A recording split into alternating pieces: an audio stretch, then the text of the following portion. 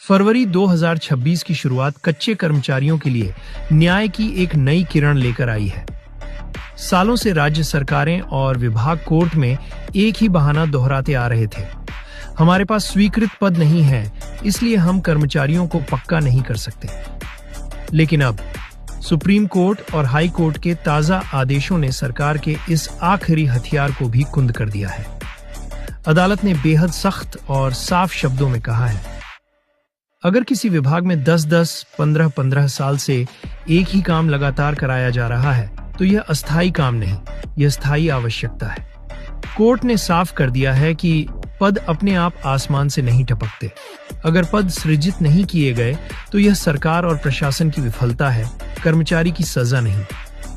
स्वीकृत पद के नाम पर किसी कर्मचारी को दशकों तक कच्चा रखना न्यायालय के अनुसार संविधान के अनुच्छेद 14 समानता के अधिकार का खुला उल्लंघन है। अदालत ने यह भी याद दिलाया कि सरकार कोई निजी ठेकेदार नहीं है। सरकार एक मॉडल एम्प्लॉयर है जो काम निकल जाने पर यह नहीं कह सकती कि अब पद नहीं है, घर जाइए।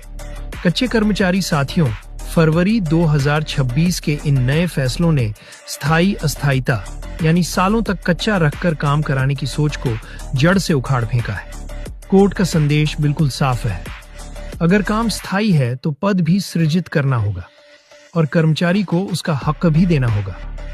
यहाँ एक बार फिर आपसे अपील है, अगर आप खुद कच्चे कर्मचारी हैं या आपके परिवार, गांव या विभाग में कोई साथी इस संघर्ष से जूझ रहा है तो इस वीडियो को लाइक करें, चैनल को सब्सक्राइब करें और इस खबर को हर उस कर्मचारी तक पहुंचाएं जिसे अब तक अंधेरे में रखा गया है।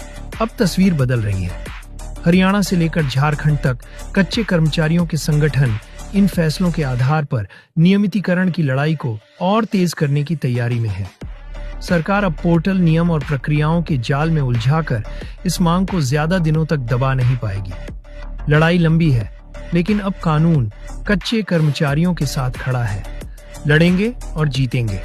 मैं हूं रिपोर्टर सनी शर्मा, सच्चाई और हक़ की आवाज।